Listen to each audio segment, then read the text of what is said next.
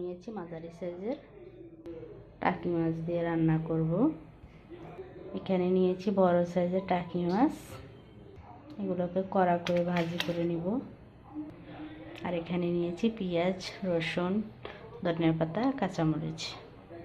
এই যে মাছের মধ্যে আমি শুধু মরিচের গুঁড়া আর লবণ দিয়ে মাখিয়ে নিয়েছি, যেহেতু আমি সাদা সাদা করে লাউ রান্না করব। আমার তেলটা গরম হয়ে গেছে, আমি এক এক করে মাছগুলো দিয়ে দিব।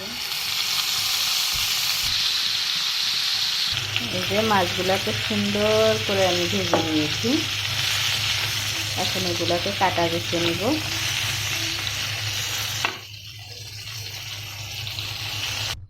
এই যে সুন্দর করে আমি মাছগুলোকে বেছে নিয়েছি। এই যে আমার তেলটা গরম হয়ে গেছে, এখন দিয়ে দিব রসুন কুচি আর দিয়ে দিব পেঁয়াজ কুচি। এখন আমি সুন্দর করে পেঁয়াজটাকে ভেজে নেব।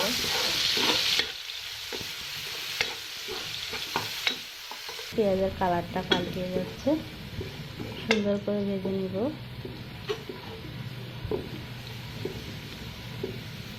এখন দিয়ে দিব আমি লবণ,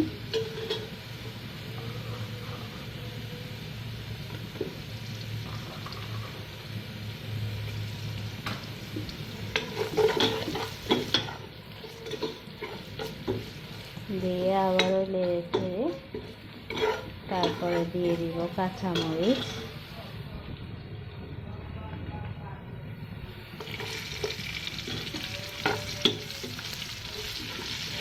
আমি হলুদ ও মরিচের গুঁড়া কিছু ইউজ করবো না।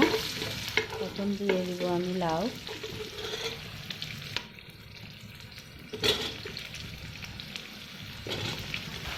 এই লাউটা হলো আমাদের থেকে আনা হয়েছে,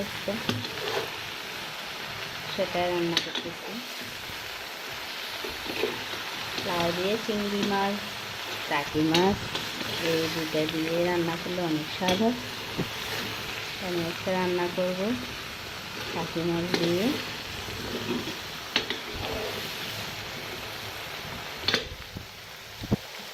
এই যে দেখতে পাচ্ছেন এক পাতিল লাউ আছে, এখন কমিয়ে আধা পাতিল হয়ে গেছে। এই যে আমি সুন্দর করে কষিয়ে নিয়েছি, এখন দিয়ে দিব মাছগুলো।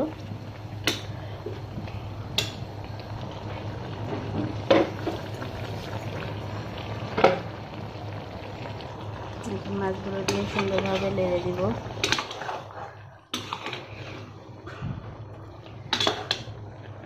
লাউ থেকে পানি বেরিয়ে গেছে, আর 1-2 মিনিট কষবো। কষানোর পরে সামান্য একটু ঝোল দিয়ে দেব। এই যে সামান্য একটু পানি দিব, গরম পানি। আর 2টা আস্ত টাকি মাছ রাখছি, এই দুটাও দিয়ে দিব।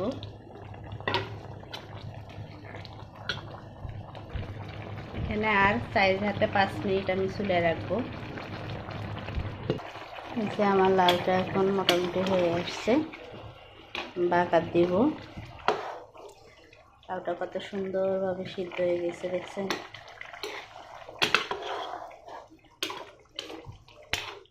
একদম সাদা, এটা পরোটা দিয়ে খাইতে অনেক মজা লাগবে। আপনারাও বাসায় এভাবে রান্না করে দেখবেন, রান্না করে খেয়ে দেখবেন, দারুণ একটা মজার খাবার।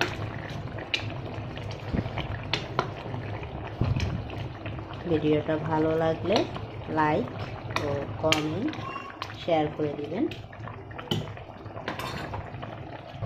যে বাগারের জন্য এখন তেল বসিয়েছি, আমি সুন্দর করে এটাকে ভেজে কালার করে নিব।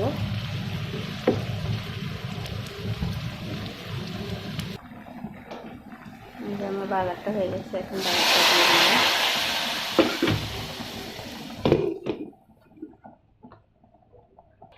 লাউ বাগার দেওয়া শেষ, এখন দিয়ে দিব আমি ধনিয়ার পাতা, একদম দেশি ধনিয়ার পাতা।